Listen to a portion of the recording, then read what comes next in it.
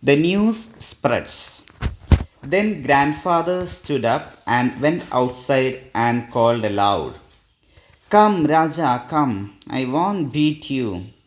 But I did not answer him, for I thought that he would beat me. Grandmother was angry and said, "He won't come. You drove him away. I heard you say that you would beat him if he came home. Poor child.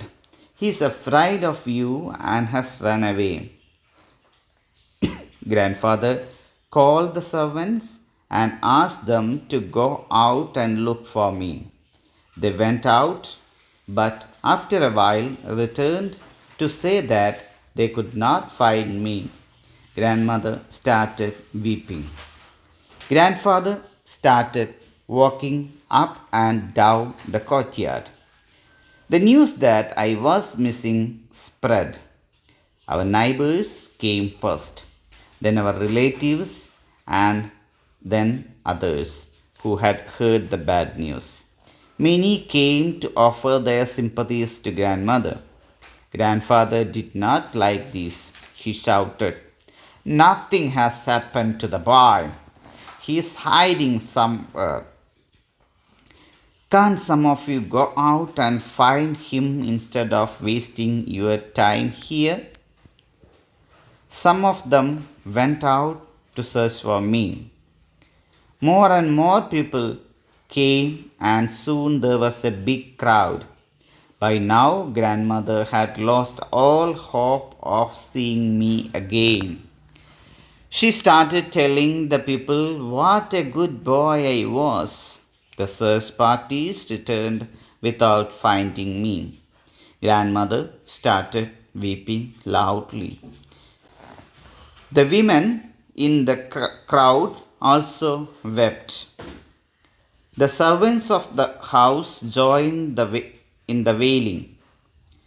They all acted as if I were dead. I felt very sorry for grandmother. I wanted to come out. Grandfather was a man of strong will, but I knew that he too felt very sad. He did not, however, lose hope. He stood up, turned in the direction of our family temple, and prayed, "Help me, God." He said, "Give me my child. I want him now. I cannot wait any longer." He then stood in silent prayer. At that moment, uncle returned. He learned what was happening at home. He looked around and guessed where I was. He came to the cowshed and asked me to come down. I came down. Uncle took me into the house. Grandfather had just finished his prayer and turned. As he opened his eyes, he saw me standing before him. He took me up in his arms in joy, hugged me, and said, "God heard my prayers and has given you back to us."